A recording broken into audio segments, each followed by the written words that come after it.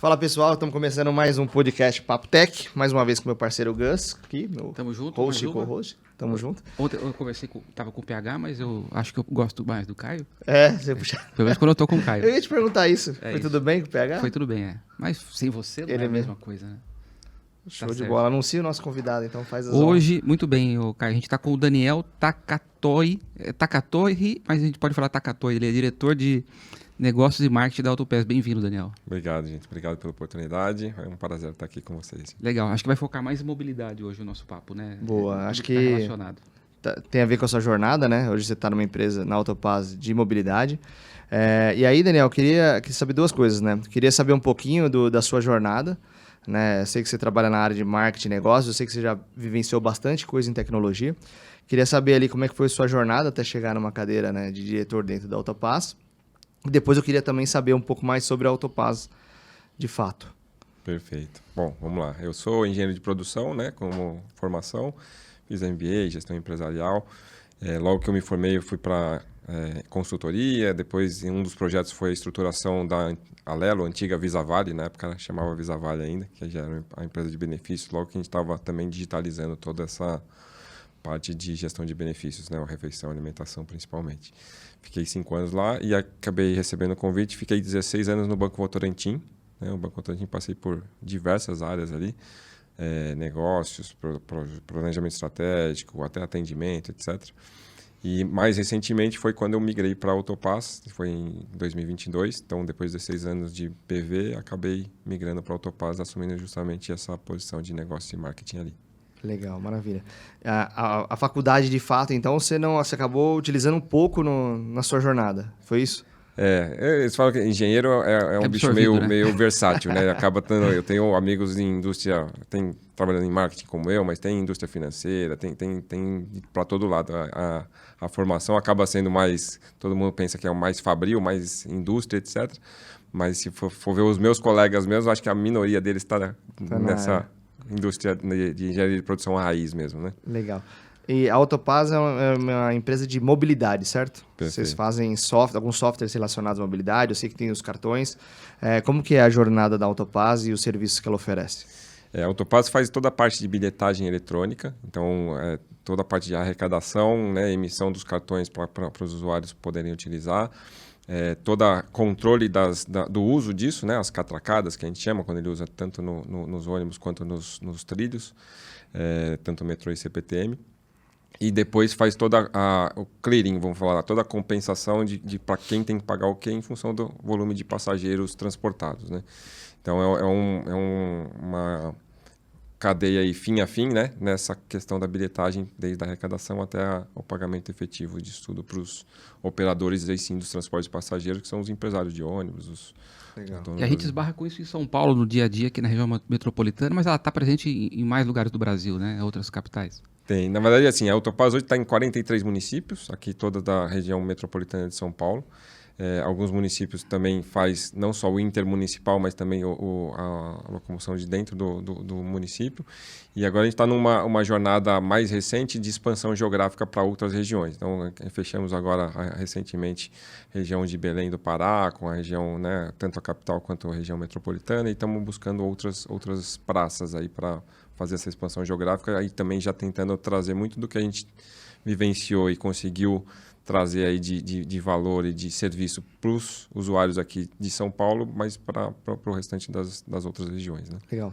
E essa expansão da Autopass e até a atuação de vocês aqui no estado de São Paulo, ela tem uma correlação com o governo? É uma licitação? Como é que é essa questão, esse mercado de mobilidade em si? A Autopass é uma empresa privada, né? Então a gente é contratado por uma associação aqui em São Paulo, chama BASP, associação que faz toda a parte de arrecadação, etc., do estado de São Paulo. E a gente presta esse serviço numa concessão que a BASP tem para explorar essa parte toda de bilhetagem na região metropolitana de São Paulo por 20 anos. Então já passaram dois e pouco, a gente tem mais 18 anos pela frente nesse sentido. Em geral, nas outras praças é algo parecido também, né? Para você entrar e explorar a bilhetagem, sempre tem uma interface com o poder público, o poder concedente que a gente chama, para poder fazer implantar, na verdade, o sistema de bilhetagem e poder aí prestar esse serviço por um período X, que é geralmente até licitado, na maioria dos casos, né? Eles acabam licitando para ver quem se habilita e quem tem a melhor oferta para a região. A associação, ela se licita com o governo, não é isso? A associação tem a concessão do governo do estado já nesses 20 anos, então a gente entrou depois, já contratado pela associação, e nas outras praças acaba sempre tendo uma conversa, né, de concorrencial também, para a gente poder ser competitivo e entrar nessas outras regiões. Né? Tá bom. Muito bom. Ô, Daniel, em relação a transformações que a gente teve nos últimos anos, assim, nas últimas décadas, a gente teve a mudança do cobrador para bilhetagem eletrônica, a gente falou muito em patinete também, nessas startups. O que você destacaria mais para a gente? Eu diria, assim, aí a gente fala de uma região de São Paulo, mas mesmo em São Paulo, né, não faz tanto tempo atrás que acabava que era essa a realidade, né? Tinha muito pagamento de dinheiro em espécie, tinha, além do motorista, o cobrador que fazia todo esse papel. E aí acho que com o tempo essa coisa foi evoluindo. Mesmo depois da digitalização dos meios de pagamento, os meios para comprar crédito ou ticket mesmo do transporte ou crédito do transporte acabavam sendo mais físicos, né? A bilheteria mesmo física nas estações de trem, de metrô, os ATMs, né? Os ATMs todos que estão espalhados, a gente tem mais de 800 ATMs espalhados nas estações, nas 186 estações hoje entre CPTM e metrô, são todos também da Autopass, a gente que opera isso aí. Então, mas os canais físicos ainda assim. E aí, mais recentemente, o que acabou acontecendo é a própria evolução e modernização do ecossistema de bilhetagem permitiu digitalização em outros canais, né? A gente hoje tem o app próprio, né, da Autopass, que é o top, né? O produto é o top que a gente comercializa. Tem uma série de serviços ali dentro para ele gerenciar, não só para adquirir o crédito, mas para gerenciar também a carteira dele, vamos falar de crédito e transporte, na prática uma carteira pré-paga, né? Que ele compra o crédito ali. Mas eu vendo não só no app, mas a gente tem venda, por exemplo, num canal do WhatsApp diretamente. A gente tem no próprio, uma parceria mais recente com o Google, que a gente fez também, a carteira do Google lá, o Google Wallet, ele também consegue fazer a jornada de aquisição na própria carteira, já fica na carteira. Então, cada vez mais dando acessibilidade, né, para sair dos canais só físicos e agora ele pode se antecipar, planejar com antecedência toda essa jornada de bilhetagem. Né? Não precisa...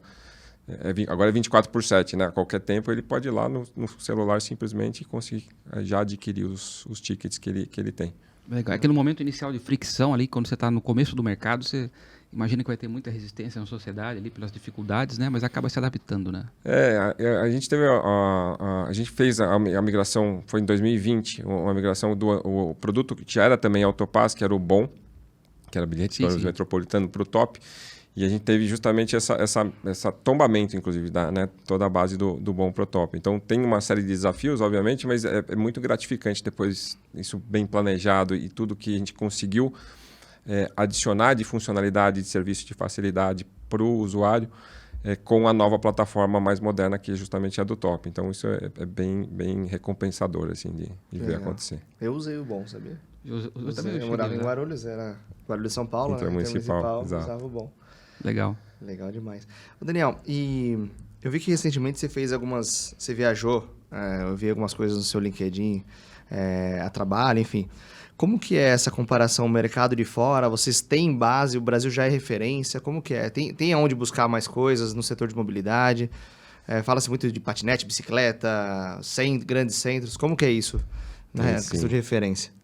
Boa pergunta. A gente, na verdade, sim, a Autopass faz parte de uma associação que chama o ITP, que é uma associação global que congrega todos os operadores, não só de bilhetagem, que é o nosso core aqui da Autopass, mas também os operadores do transporte de passageiros mesmo, né, de ônibus, de metrô, etc. E até tem poder público envolvido nessa associação. Então, lá é onde a gente bebe, vamos falar dessa fonte, para pegar muito dessa referência e benchmark do que o mundo tem feito a serviço de mobilidade, né? O que a gente vê muito ali tem o que vocês comentaram, né, de novos modais. Então, hoje a gente, falando da própria Autopass, eu estou no transporte de passageiros ônibus intermunicipal, eu estou no metrô e CPTM.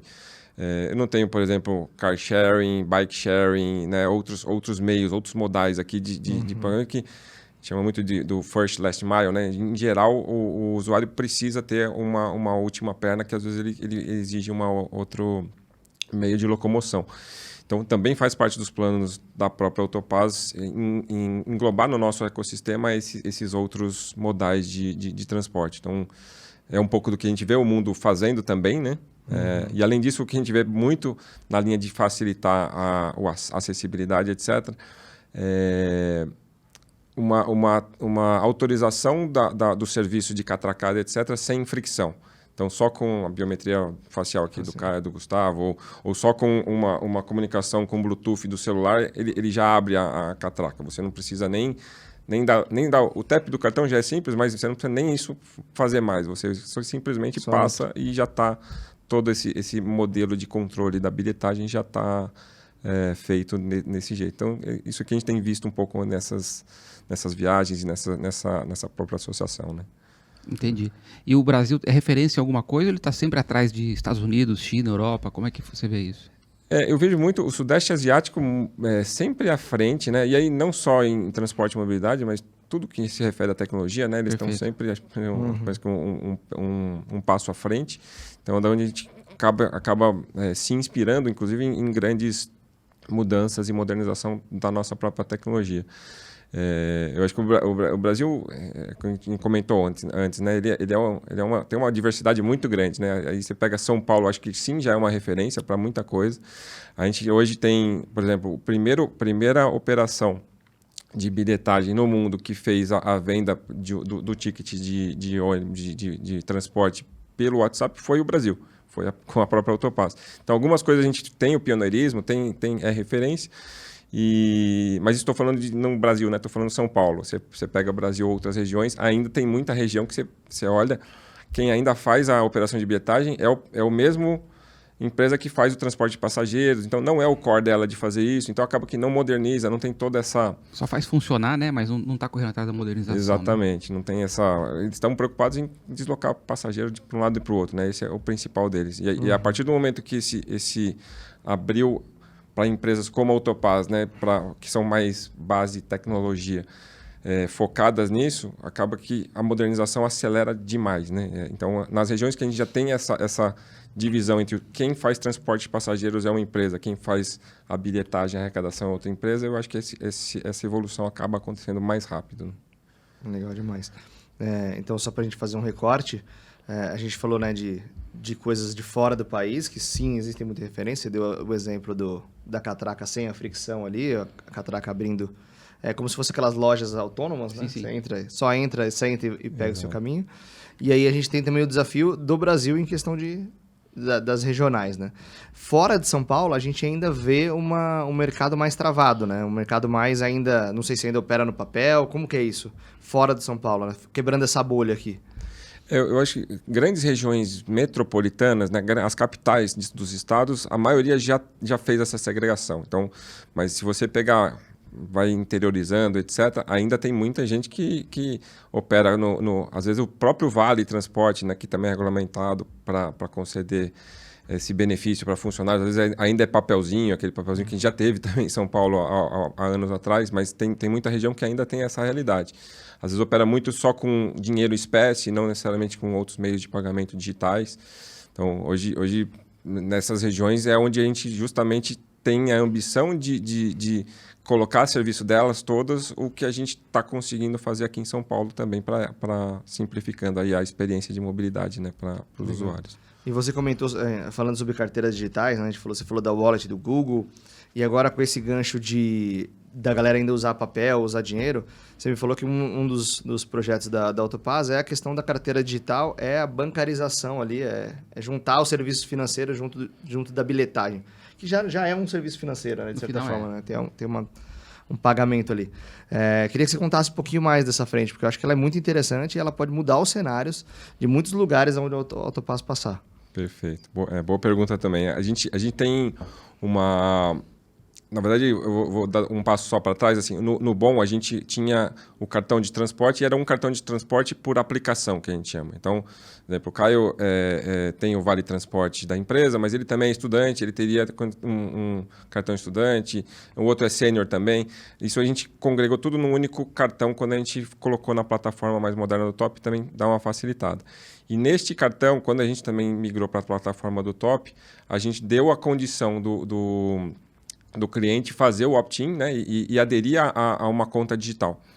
Então, ele tem condição de ter conta digital, então vira um cartão de débito. Tem condição de ter cartão de crédito também. É um cartão que ele é o de transporte, mas ele é bandeirado, né? Então, hoje, basicamente, metade da base que a gente tem hoje na Autopass, dos clientes, já fez essa opção pelo serviço de banking também. E a gente tem muito essa convicção estratégica de que a gente tem um papel não só na simplificação da experiência de mobilidade, mas de inclusão financeira, né? Estamos falando muito de uma classe CDIE, que às vezes não tem acesso a alguns serviços financeiros de várias naturezas. Então, a gente está querendo também se posicionar e poder oferecer esse tipo de serviço para uma população que às vezes ou não tem acesso ou é carente de algumas outras questões, né? Ou ainda é simplesmente burocratizado, né? Ele tem mais flexibilidade ali com o crédito dele, né? Hoje, algumas populações não têm acesso mesmo.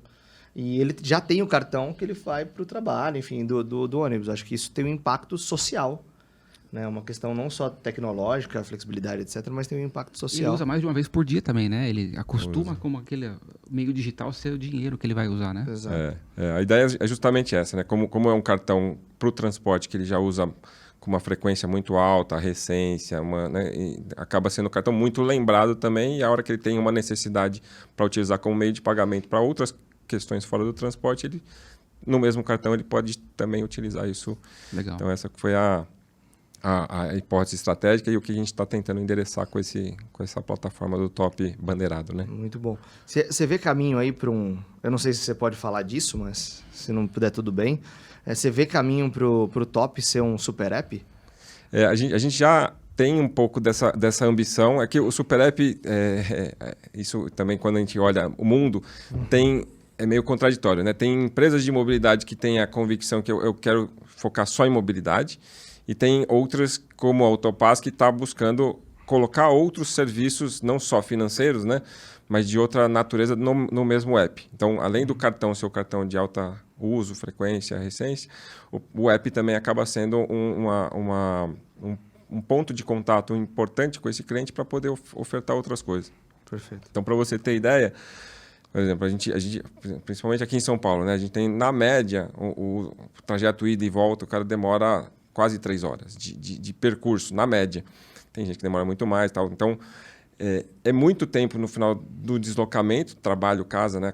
Casa-trabalho, e que a gente poderia, no próprio app, oferecer outras questões. A gente fez até uma pesquisa a gente chamou de hábitos e costumes, né? Do usuário, e viu tem muito usuário. O que ele faz, né? Você olha qualquer lugar que você vai no trem, no metrô, no ônibus, ou você não está nem conversando, está todo mundo no celular fazendo alguma coisa. Né? A gente queria justamente entender o que é esse alguma coisa que a turma está fazendo. A gente viu que o cara aproveita esse tempo para streaming de áudio, streaming de vídeo, educação, até audiobook, etc., ou até leitura mesmo. Então, a gente está, sim, com essa ambição de colocar todos esses outros serviços no app do Top, né, que ele originalmente é transporte e mobilidade, mas para poder, com que essa experiência, né, o propósito da Autopass é esse, né, simplificar a experiência de mobilidade humana. E aí, não se restringe só a fazer a bilhetagem. A ideia é justamente dar uma experiência, quando ele está dentro do ônibus ou do metrô, que ele possa aproveitar esse tempo para outras coisas, né, e vir um tempo útil ali para ele. É legal. Eu gostei dessa sua última fala, que você traz muito claro o propósito da Autopass. E é uma questão que eu converso bastante, até em bate-papos com os clientes, parceiros, dentro de aulas, sobre para as pessoas procurarem trabalhar em empresas que declarem o seu propósito. Eu acho que é bem legal isso, né? Simplificar a mobilidade, experiência de mobilidade humana. Experiência de mobilidade. Fantástico, muito legal. Top, né? Legal. É top aí. Deixa eu te falar, quando você falou de tendência, por exemplo, de reconhecimento facial, a gente já está beirando o assunto de inteligência artificial, né? Sim. Nesse panorama aí que está se falando muito de IA generativa, etc., o que você vê dentro do âmbito da mobilidade que poderia ter um match com IA? Eu vejo hoje um potencial imenso, né? Porque, falando das empresas como a Autopass que fazem essa parte de mobilidade e bilhetagem, tem muita informação ali dentro, tem muito dado ainda, né? Seja porque a gente conhece o hábitos e costumes de cada um desses clientes. É uma população enorme. Eu sei o horário que ele pega o transporte, eu sei o que está ali perto, por exemplo, para poder ofertar alguma coisa que faça sentido para ele, mesmo não só o que eu comentei antes da experiência serviços digitais, mas também do que ele tem ali de varejista mesmo, na região para poder oferecer esse tipo de coisa. Sabemos, na verdade, toda essa parte de hábitos e costumes, né, do que ele faz. Então, tem muito dado, muita riqueza de dados ali para a gente poder explorar.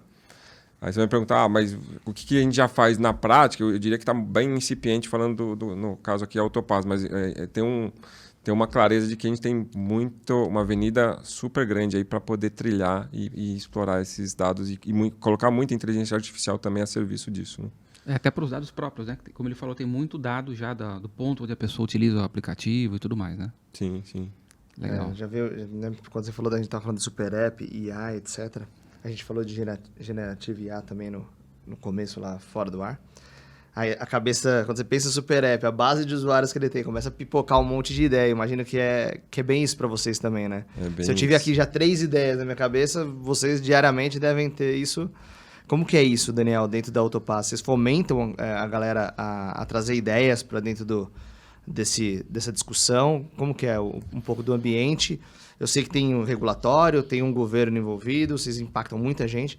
Como que é esse processo de inovação para vocês? A gente baseia muito... Existe um processo sistemático na empresa de research, né, pesquisa, etc., com usuários e também com operadores de transporte de passageiros, para entender o que ele tem de necessidades, carências, etc., para a gente poder fazer algumas coisas. Mas, além disso, a gente também tem um processo sistemático para avaliar os ofensores, né, de insatisfação, de uma experiência ruim, de uma insatisfação. A gente faz uma pesquisa de NPS, em cima disso a gente também prioriza uma série de assuntos para poder desenvolver e melhorar essa experiência, e nas reclamações idem.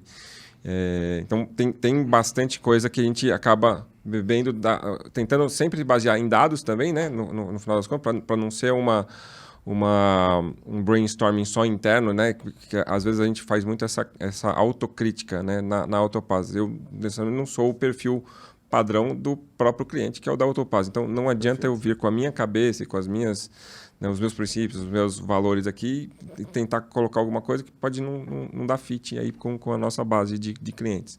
Então, a gente se baseia bastante nessas informações para poder fomentar. E aí, existe um comitê de clientes, às vezes a gente traz cliente para dentro de casa para também fazer uma conversa um pouco mais exploratória, né, com ele, além dos próprios dados que vêm no NPS, nas reclamações e nessas pesquisas que a gente faz sistematicamente, né? Legal. Quando você fala cliente, você está falando do usuário do cartão de fato, né? Sim, sim. Agora, até uma curiosidade, como que é essa relação? Porque a gente tem alguns atores na jornada de vocês, né? Tem os clientes, que são a galera que usa ali o cartão no busão, né? no metrô. E tem um ator que é legal a gente falar, que são as empresas que pagam vale transporte.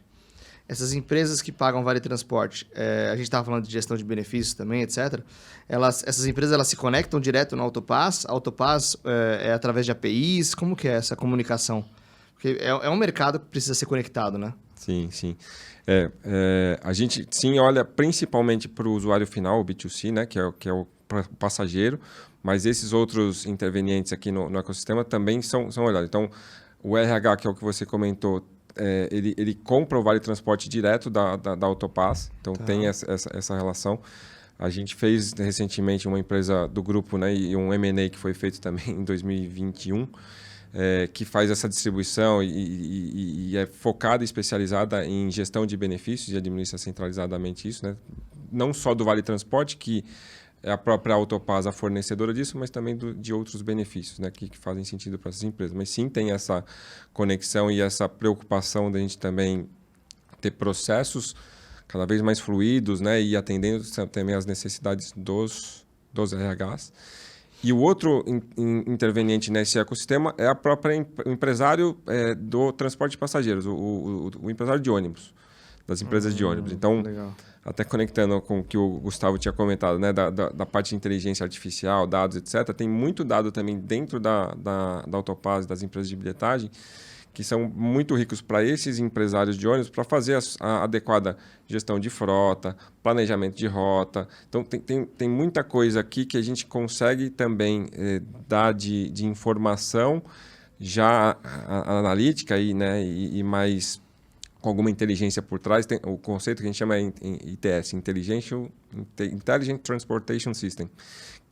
Mas tem uma série de serviços que a gente consegue se posicionar e a gente já começou essa jornada para poder oferecer muito desses dados, essas informações também para esses empresários de ônibus. Aí você vai falar, pô, mas o que isso tem a ver com bilhetagem? Então, com bilhetagem não, mas no propósito de experiência, simplificar a experiência de mobilidade humana, ele é um interveniente muito importante. Então, tudo que ele conseguir otimizar me ajuda no propósito também da Autopass. Então, a gente também está aí trilhando algumas coisas com essa riqueza de informação para esse outro interveniente aí no processo. Porque lá na ponta, às vezes o empresário pega o passageiro, é um anônimo para ele, né? E como é que ele vai ter planejamento, visão de futuro, né? Exato. Desse jeito consegue ajudar. A questão preditivas também, né? Acho que dá para trazer inteligência para o mercado que eu ainda acho que não... vocês acho que já nasceram, né, mais digital, mais inteligentes, mas ainda é um mercado que está começando a consumir essa parte digital e essa parte de inteligência de fato, né? Sim. É bem novo isso para esse mercado. Legal, Daniel. E me diga uma coisa, em relação ao tempo perdido, essas outras questões ocultas da mobilidade, né? Tempo perdido, combustível por trânsito parado, o que a gente pode destacar de questões ocultas assim que a digitalização pode melhorar? Eu acho que a digitalização, como o transporte de passageiros tem muito uma natureza física, né? A digitalização tem as suas limitações, onde a gente está mais focando em digitalização é na experiência quando ele faz a parte da compra do bilhete, né? E depois o uso disso e tudo mais. Então, acho que ali tem mais digitalização a serviço desse negócio. Agora, se você for perguntar, o que o transporte coletivo, o transporte de passageiros ajuda ou atrapalha na questão da mobilidade urbana mesmo, de cidades, né? Planejamento de cidades, etc., a gente até vê muito essa questão, né? Um ônibus, ele acaba transportando o equivalente a 35 carros, por exemplo, em que você pega cidade como São Paulo, muito carro é um cara só, individual, Sim. Transporte individual, mas ocupando um espaço que o ônibus conseguiria, né, otimizar muito. E se for um vagão de trem e metrô, são 900 carros que ele substitui. Então, quanto mais a gente conseguir não só incentivar, mas ter essa consciência na população, né, do uso e do transporte público, né, coletivo, etc., melhor, mas é óbvio que eu preciso ter uma boa experiência, né? Tanto do ponto de vista de capilaridade, logística disso, por isso que eu falei muito da informação que a gente tem ofertado aí para as empresas de transporte de passageiros para fazer esse planejamento e otimização, mas também com a questão das pessoas poderem, de fato, substituir esse transporte individual, qualquer que seja, pelo coletivo. Então, cidades mais desenvolvidas, se for ver, né, mais primeiro mundo, etc., você vê muito menos carro per capita do que aqui no Brasil, que é uma cidade e aí porque eles têm, de fato, uma experiência de mobilidade humana já mais evoluída, avançada em todos os aspectos, não só da bilhetagem, mas todo o restante, né? Então, acho que quanto mais a gente conseguir fazer com que o share de deslocamentos aconteça com o transporte coletivo, isso melhora. É claro que numa cidade como São Paulo, como a gente tem distâncias grandes e aí o pessoal acaba, né, a moradia está afastado, o trabalho nos grandes centros, etc., a gente acaba tendo um impacto relevante ainda dessa questão, né? Tem um lado de planejamento habitacional, etc., que hoje não favorece a pessoa acabar morando perto da onde trabalha. Então, isso também não é um desafio que ele transcende aqui a questão só de transporte e mobilidade, mas é bem importante para ser pensado de forma integrada, né, sistêmica nisso tudo. Eu ia te perguntar sobre a questão de infraestrutura, porque eu acho que ainda tem um outro lado do jogo, que é essa questão de infra. Então, assim, para expandir um metrô no Brasil é algo que demora, é algo mais... E tudo bem, né? Não vamos entrar no mérito aqui do porquê isso demora, se é certo ou errado. Mas é uma obra grande, né? Já viu vários problemas em obras aí, na época de Pinheiros lá que desabou, etc e tal. Então, a coisa do metrô ela tende a ser mais demorada. E tem a questão dos ônibus. Isso tudo ainda é uma questão governamental? Ou as empresas conseguem ajudar na evolução disso? Eu sei que a Autopass, né, com dados, etc., mas eu queria entender a sua visão de como que a gente pode antecipar essa questão do sharing de mobilidade.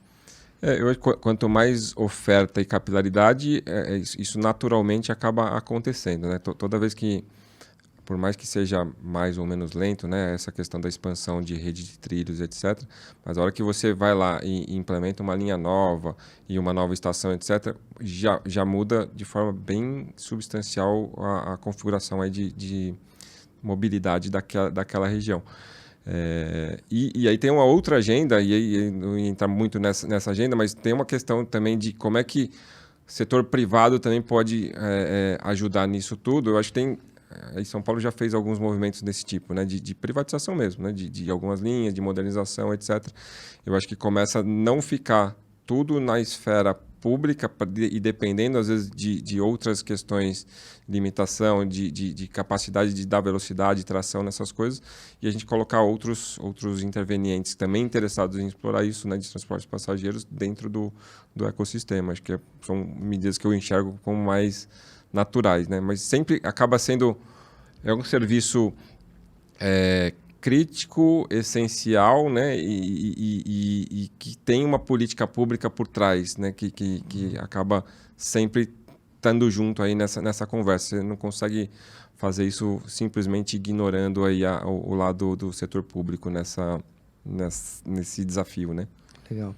E esse mercado ele já é misto hoje, né? Ele já tem, a gente tem, se não me engano, a Via 4, Via Mobilidade, Via 4. Já tem outras ali. Sim. Como que é para fora de São Paulo isso? Já tá assim também? Tem a iniciativa privada entrando? Lá é mais governo? A maioria é mais governo, né? Algumas regiões mais... o Rio já tem algumas questões, mas também outras coisas, mas os grandes centros acabam sempre estando à frente nesse movimento de tanto da modernização, como a gente comentou, mas também de colocar também setor privado aí a serviço dessa modernização do ecossistema todo, né? Legal, maravilha. Gus, eu te cortei? Não, eu ia perguntar em relação... A gente falou um pouquinho de inovação ainda, de patinetes e tudo mais, e sempre tem alguma coisa, algum hype novo, né? Como é que a gente consegue separar o que é hype e o que não é em mobilidade? Assim, aí a gente internamente acaba que nem olha muito o que é mais o hype, né, que vai ser transitório, ou que, na verdade, tudo que a gente começa a ter de fato demanda e uso para simplificar a experiência de mobilidade, faz sentido a gente tentar agregar dentro desse ecossistema aí do top, né? Entendi. Então a gente tenta, vamos falar, o top além no transporte, ele já tem lá o desconto na integração, por exemplo, né? Então, o Gustavo teve que sair lá de Bragança Paulista, vir para São Paulo, depois teve que pegar o metrô aqui dentro. Se você está vindo com o top, você não paga tudo tarifa cheia, você tem desconto na integração. Legal. Mas eu poderia colocar, por exemplo, um patinete ou alguma outra coisa, mas ele ainda vai precisar de um patinete para o último quilômetro aqui. A gente poderia também dar desconto isso, né? na integração para fazendo uma parceria com essas empresas que hoje fazem exploram, na verdade, né, esses outros modais, vamos falar, de transporte, para colocar dentro do ecossistema. E faz muito sentido para o usuário, né? Porque o usuário não se importa, o cara não importa se ele vai usar, ele quer ir do ponto A para o ponto B. Com o meio de transporte mais a melhor experiência possível. Então, se para isso acontecer eu preciso desses outros modais, é importante que eles estejam dentro do ecossistema. Então, a gente acaba que não faz muito essa juízo de valor do que é moda transitória, hype, ou é um negócio que vai, né? Se já tem demanda, a gente tá junto querendo colocar dentro do ecossistema. Aproveitando, pegando o gancho acho que não é nem questão de hype, mas aproveitando o lance dos patinetes, nosso escritório fica na Faria Lima. Eu acho que na Faria Lima era um lugar que tinha bastante, né? Hoje a gente não vê mais tanto, acho que na Paulista também tiveram alguns problemas. Como que vocês olham para esse mercado? Assim? O que vocês acham que faltou para, de fato, emplacar patinete?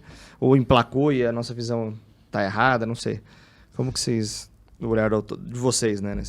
A gente teve um advento extraordinário, né, nesse período, que foi a própria pandemia. Quer dizer, mudou muito a própria necessidade de uso, demanda e tudo mais. Então, mesmo no transporte, independente do patinete, das bicicletas, etc., teve um momento que a gente teve uma redução enorme da demanda mesmo, né? Porque naquele negócio de todo mundo em casa, né, e tudo mais. Hoje, se você for comparar com o pré-pandemia, como também teve uma mudança das empresas, né? Pô, eu ia todo dia lá para o escritório na minha experiência anterior no banco, por exemplo. O banco agora está indo 2 vezes por semana só. Tem 3 dias que fica só remoto. Então, isso diminui muito a demanda por esse tipo de coisa como um todo, né? E acho que teve muito também nesses outros modais do patinete. O patinete ainda tinha uma questão até de segurança, tinha muita discussão sobre esse tema, né? E quanto que isso a gente consegue de fato regular, né? E garantir que esses mínimos padrões de segurança sejam atendidos, né, pelas próprias empresas e tal. Mas tinha essa questão de segurança e acho que teve muito do quanto a pandemia acabou... Era uma empresa que estava começando a fazer, né, um movimento, começando a se consolidar no mercado. Acho que, e aí o advento da pandemia, acho que acabou que teve muita que nem sobreviveu, né? Saiu do mercado e tudo mais. Agora a gente tem a Tembici como empresa, é a maior, que é aquela que faz com as bikes do Itaú, que tem... Agora tem elétrica também, não tem só a bike normal. Então, é o que eu mais vejo aqui em São Paulo, na própria região da Faria Lima, né? Tem muito disso. Eu vejo bastante uso. Então, eu acho que começa a retomar, né, essas outras oportunidades de explorar como oferta e como negócio, porque também a demanda está voltando a aumentar, né? Legal. A gente começou brincando que o Daniel é engenheiro de produção, né? E a gente está falando de mobilidade. Qual que é o profissional da área? É o engenheiro de tráfego? E tem capacitação disso no Brasil? Então, acho que especialização direta na graduação eu não vejo muito. Talvez pós, como né? pós tem algumas coisas, sim, né? Muito direcionadas para mobilidade, né? E transportes. Mas a própria engenharia de produção, tinham disciplinas associadas à questão de logística, né? Distribuição, etc. Às vezes você fala que é para distribuição de produtos, etc. Mas muito dos princípios e da lógica por trás pode ser aplicada para outras coisas. Então, tem um pouco disso, mas assim, na graduação eu não vejo nada... Talvez na pós, né? E talvez internacional também, acredito, né? Acho que sim. Aí tem algumas coisas já especializadas, né? Muito bom. Legal. Já existe ônibus elétrico?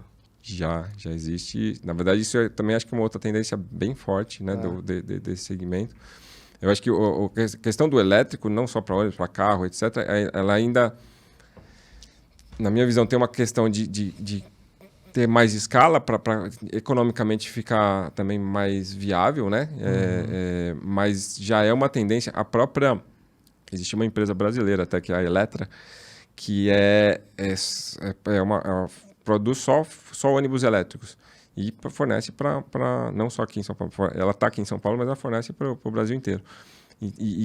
Crescendo muito justamente porque a demanda dos próprios empresários tem cada vez mais aderido aí à questão dos ônibus elétricos. Então, acho que é uma tendência irreversível de ir acontecendo a eletrificação, né, dessa sem fio, frota. né? Porque com fio, o trolebus já tem faz tempo, né? É verdade. E com fio não deu muito certo, principalmente em São Paulo, né? Aquele negócio de fio para todo lado, aí você tinha que pôr de volta no fio. A paisagem urbana fica horrível, para o trânsito toda hora. Mas o trolebus, ele era 100% elétrico? Aquele do fio? Ele não tem nada de combustão? Não, que eu saiba não. Era Não, era 100% elétrico. Caraca. Por isso que ele parava. É uma encrenca.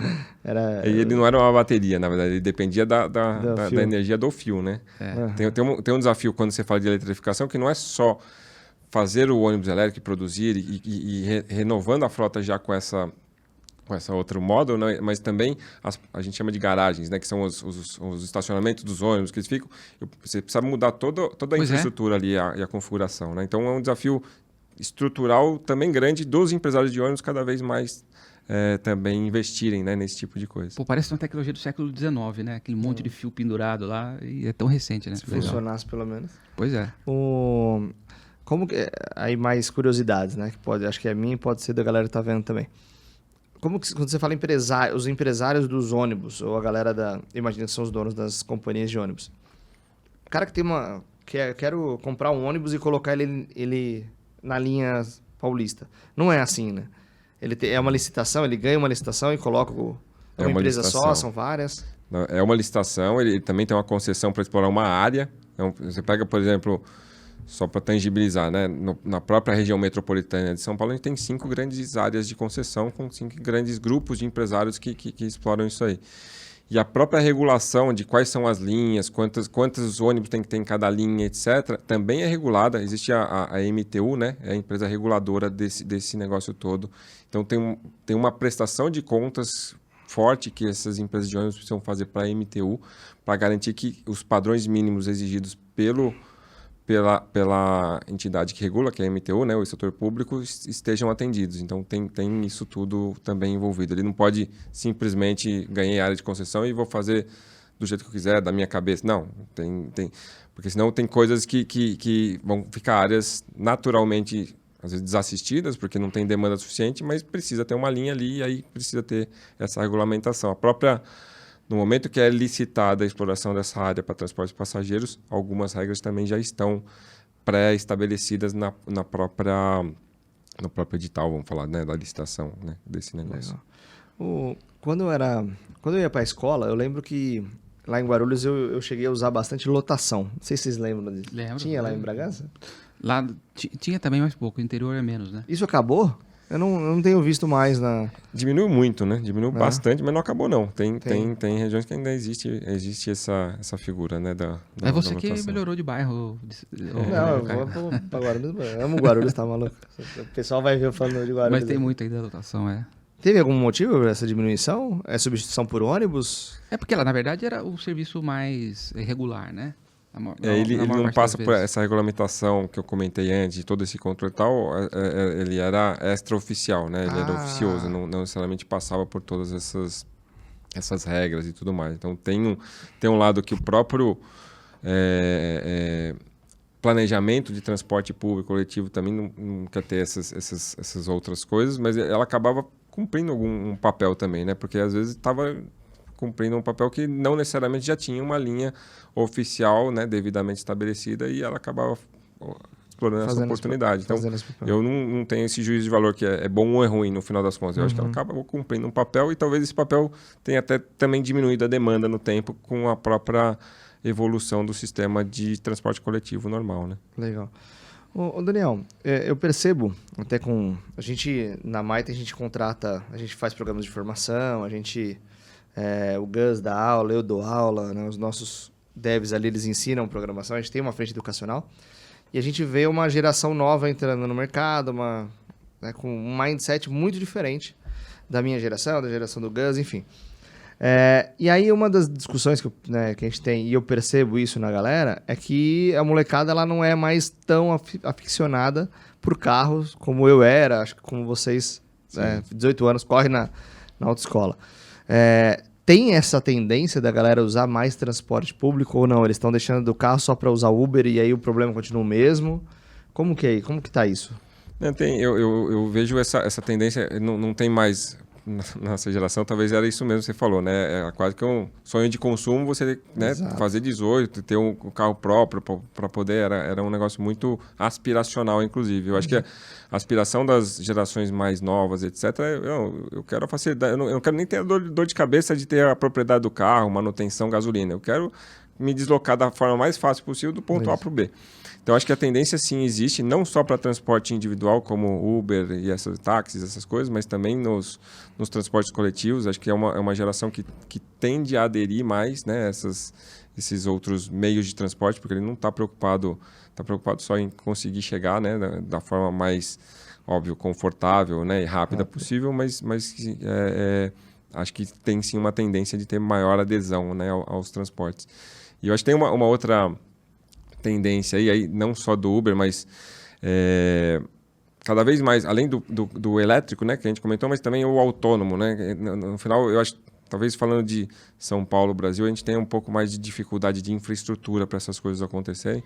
O autônomo tem muita telemetria, né, no carro, mas assim, eu já vi estudos, por exemplo, Singularity University, etc., falando assim, futuramente a ideia é que eu preciso ir lá do ponto A para o ponto B, você vai colocar no aplicativo, vai chegar o carro no horário, você já programa o horário, na verdade. A hora que você desceu do elevador, já tem o carro lá, não tem ninguém dirigindo, inclusive.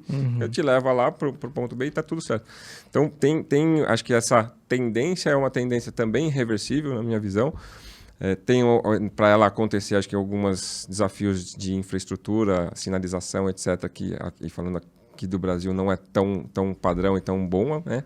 Mas eu acho que é uma tendência também irreversível como a eletrificação da frota. Né? Você acha que no Brasil o carro autônomo ele tem mais dificuldade, né? Mas você acha que vira? Você acha que chega? Eu acho que no tempo vira, sempre vai virar. Eu acho que vai demorar mais, né? Mas eu acho que é uma tendência que acontece em todo lugar. Vai chegar pronto. Aqui não vai ser a ponta da lança, né? Vai ter que chegar pronto já. Em São Paulo eu não sei. Eu não sei se eu tenho uma opinião formada sobre São Paulo, Rio, etc e tal.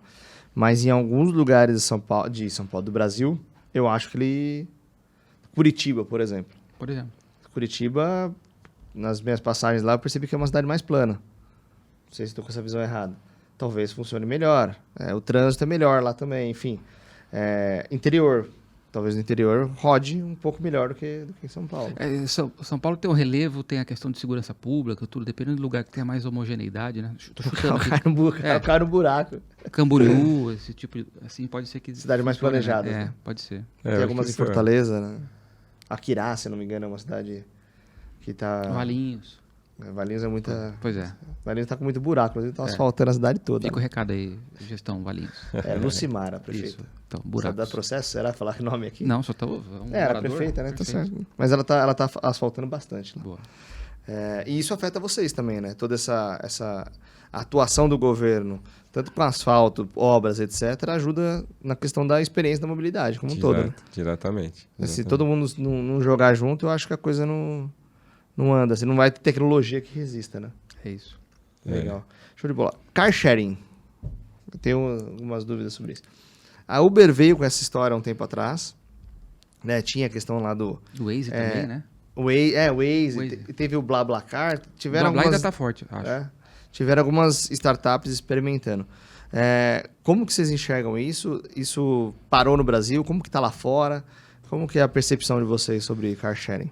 Então, lá fora eu vejo uma evolução acontecendo em car sharing. No Brasil, eu acho a gente tem um desafio parecido com o que a gente teve também com patinete elétrico, essas coisas, né? Eu já vi também o pessoal da própria, na época, Green, a Yellow, etc., né? Lá atrás falando, eles operam em outros países. E em outros países, às vezes, eles continuam operando, mesmo com o advento de pandemia, o que a gente comentou. Mas o comentário, o que não para economicamente o business em pé aqui no Brasil é que a vida útil no caso ali era do patinete, era muito menor aqui, na média, do que nos outros países. Aí tem a questão de depredação, de não ter cuidado, etc. Aí tem uma questão até cultural, educação, né? Falando de país. Então, muito disso aconteceu. Aí você migrando para o car sharing, eu acho que pode acontecer o mesmo, né? No final das contas, o economics dessas empresas exigem que aquele ativo que ela comprou para colocar serviço e colocar isso de forma compartilhada para todo mundo melhore, né? Tenha uma vida útil mais longa para que o economics, para a empresa que está explorando isso, faça sentido. Conta feche. Então, falando de mobilidade, eu acho que faz todo sentido para todos os lugares, regiões mais densas de população e metropolitanas mais ainda. Isso ajuda a otimizar a questão de quantidade de carros na rua, estacionamento, tudo, na verdade. Então, na lógica da mobilidade, eu acho que faria sentido para todos os lugares. No Brasil sempre tem essa questão de se a gente, né, pela cultura e pela questão se o business para as empresas que hoje fazem isso vai de fato parar em pé e se elas vão conseguir ampliar, né, e aumentar a capacidade de oferta aí no tempo. Eu gostei dessa sua visão sobre a questão da pandemia, não no olhar trágico de pandemia, etc e tal, que todas as empresas quebraram, aquela coisa toda, mas na sua ótica do lado de um player de mobilidade, como a interrupção de um mercado de uma empresa que estava queimando caixa, por exemplo. Então, tinha uma startup ali que se capitalizou, porque essas empresas elas ganharam muita força no pré-pandemia, então elas pegaram uma grana ali e começaram a investir, e aí, de repente, a torneira delas ali até de validação de público foi fechado, Diminuiu, então elas tiveram... E casa muito bem com esse momento, né? Ah, os patinetes morreram? Se você fizer um recorte histórico, a pandemia meio que Atrapalhou. foi essa barreira, assim, né? Acho que, como ele falou, esbarra muito no momento, no relevo, na segurança pública e na cultura, né? Tem lugar, não dá para dizer que talvez não funcione aqui agora, nesse momento, mas em outros lugares... E se você fizer uma análise, qual foi a única bike que continuou forte, entre aspas? Só do Itaú aqui, né? Que é de quem? Do Itaú. É. Então você tem um Itaú por trás, cara, é diferente. Né? Não tá lutando para sobreviver. Exato, né? não tá validando hipótese. Já é um cash burn Exato. no longo prazo e tudo bem, né? E outra, vamos combinar também, né, gente? Vamos dar uma analisada no cenário do Itaú. Brand, né? Olha a exposição de marca. Você ficar esbarrando com a galera pedalando a cada 10 metros com o logo do Itaú, mais marca. E o Itaú faz isso muito bem, né? Questão de marca. Acho muito legal isso. Eu tô tendo uma aula de mobilidade aqui. Então Pois é. O seu script, você viu que eu não segui nada. Não teve nada de script hoje. Daniel, eu prometo não tomar muito mais do seu tempo, mas eu tenho mais uma curiosidade. Trem interestaduais. Não é da minha época, mas eu já ouvi falar que as ferrovias no Brasil antigamente eram muito maiores, eram muito fortes, e sei lá por que cacete, resolveram despriorizar e acharam que não era o caminho, e hoje tem muito trilho abandonado, etc e tal. E na Europa, Estados Unidos eu não sei, mas na Europa você vai, né, entre estados ali, rápido, trem-bala, etc e tal. Isso funciona muito bem, né? Às vezes mais rápido e mais barato. No Brasil tem essa conversa, você tem ouvido falar disso ou não? Passado e já era. Não, a conversa existe, né? A gente fala, por exemplo, a conexão entre Campinas, São Paulo, Rio, né? E fazer esse negócio com trem-bala, essas coisas existem. A conversa existe faz muito tempo, né? O desafio sempre, acho que aqui é de que forma a gente implementa, de que forma a gente coloca também iniciativa privada, né? Para poder se engajar e fazer isso acontecer. Então tem uma série de empecilhos que, assim, pensando do ponto de vista de planejamento, de mobilidade e tudo mais, faz muito sentido. Esses deslocamentos, pensar a ponte aérea Rio-São Paulo é um negócio até louco, né? Porque assim, é um volume de voos para lá e para cá, etc., que certamente se você colocar um trem-bala desse aqui, você desafoga de um jeito essa logística aérea e tudo mais. E não é só desafoga, você otimiza, né? Você vai ficar mais barato, vai ficar melhor para todo mundo. Não tem... Então, assim, faz muito sentido, mas tem muito também não só vontade política, mas assim, engajar outros setores aí da economia para poder fazer isso acontecer. E são projetos de longo prazo. Aqui tem sempre aquela questão de você não faz um projeto desse num mandato de governo, então ele não vai, né, quem for de fato encampar e fazer acontecer não vai colher o fruto desse negócio funcionando. Então tem tudo isso, né, que acaba atrapalhando muito. Acho que acaba que não tem uma visão como governo, seja do Estado, seja qualquer federal, qualquer esfera, né? Mas uma visão talvez mais sempre de longo prazo, né? A gente acaba sempre tendo uma visão mais imediatista e isso, para esses projetos mais estruturantes, mais longos, eu acho que sempre acaba atrapalhando. Então, conversa em resumo, tem muita, mas a gente não consegue ter medidas práticas de fato nesse sentido, né? Eu acho que tem desafios importantes aí. Não vê a coisa se concretizando, pois né? Se eu não me engano, o trem-bala está previsto para 2014 já ser inaugurado. 2014? Isso é. Não, quando eu me mudei para Valinhos, já ouvia falar essa história de Campinas aí, mas, cara, não... Eu lembro que tem um fato legal. Eu morava em Guarulhos e teve uma época em consultoria também que eu atendia a Yamaha ficava em Cumbica. E eu morava no começo de Guarulhos, eu passava ali na Dutra, Ayrton Senna, etc e tal.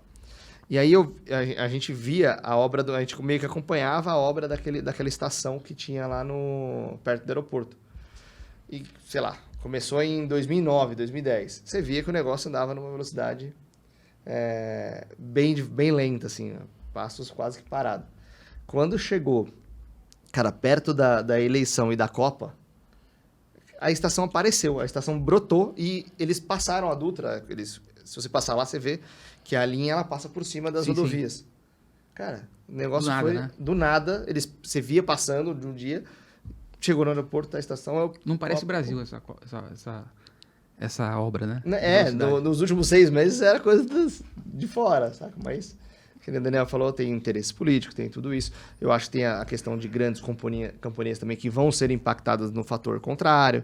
Então, assim, é um jogo mais dentro complexo. da cidade de São Paulo, que a gente tem ali aquele, como é que chama ali na Anhangamela ali, aquele... Minhocão. O minhocão, o tubolão que tá parado lá. E tem estação que tá prontinha, né? Você vê que tá quase pronta, aqui mesmo, para do nada. Aquela Né? Roberto Marinho, que fizeram aquele elevado, que tem um monotrilho em cima. Esse monotrilho que eu tava falando. Acho que na Copa, assim, não tá pronto até hoje, não funciona. Então, aí são as coisas que a gente acaba... A iniciativa, o propósito é muito bom, mas a gente tem uma dificuldade grande da implementação, tanto na velocidade, né, quanto na execução disso. São vários fatores. Legal. Gus, eu aprendi muito sobre mobilidade. Pois é. Eu acho que daria pra gente fazer mais uns 4 ou 5 episódios aqui. A gente tinha que ter feito ele andando, né? Esse episódio aqui sobre mobilidade. Ao vivo, né? Show de bola. Daniel, cara, queria agradecer a presença, né? Parabenizá-lo pelo papel na Autopass. Eu acho que é uma jornada extremamente relevante. Vocês impactam vidas, né? Isso é legal. E queria dar parabéns para você e para todo o time Autopass também. E eu espero recebê-los. Eu conheço outras pessoas da Autopass, que nem a gente estava falando. Espero recebê-los aqui em breve também. Legal. Obrigado, Daniel. Foi legal. Uma honra, um prazer aqui participar com vocês. O papo foi ótimo. Acho que fica aberto aí o canal para a gente sempre poder retomar aí o momento que vocês quiserem. Show de bola. Antes da gente fechar, vamos falar do livro? Se tem algum livro transformador para... A gente sempre, com os líderes que vêm aqui, a gente pede dicas de leitura. E aí eu queria saber, tem algum livro que você recomenda sobre tecnologia, liderança, mobilidade, alguma coisa que você acha que pode ajudar a galera que está assistindo a gente? Então, eu vou comentar aí minha experiência pessoal com a parte mais de leitura, etc. Eu acabo até focando em coisas nada a ver com o mundo nem empresarial, Perfeito. nem técnico, etc. Né? Então, mais recentemente eu li um livro chamado... como é que é? Para a Vida Toda Valer a Pena. São livros... Na verdade, Ana Cláudia... Eu esqueci o sobrenome dela. Mas é uma médica de cuidados paliativos. Falam muito sobre essa questão do propósito de viver, essas coisas. Legal. Então, são livros que acabam fazendo você ir para uma reflexão interessante, fora aí de fato da parte... Né, empresarial e técnica, mas que acabam sendo muito inspiradores para uma série de coisas e para você refletir em coisas que você tem priorizado, né, no dia a dia, na vida. Eu acho que são livros bacanas aí para poder complementar, né? Legal. Faz muito sentido, eu acho. Questões de reflexivas de vida no momento que agora a gente está cada vez mais falando de bem-estar, saúde, soft skills, autoconhecimento. Perfeito. Não só... Acho que a gente se preparou tanto em hard skill e esqueceu de conectar a outra ponta, que é encontrar propósitos, trabalhar bem e feliz, etc. e tal. Você está bem feliz? Eu tô feliz. Relativamente feliz. Como as Igas? Agora... Relativamente feliz. Hoje eu tô mais. Vou precisar ligar pro meu time de mais, DH. calma. Show de bola. Daniel, mais uma vez, obrigado, cara. Obrigado a você, gente. Tamo junto, valeu. Valeu, pessoal. Valeu. Deixa o like lá, né, Gus? Isso. Curte, compartilha e vamos em frente. Boa, tamo junto. Até o próximo. Obrigado.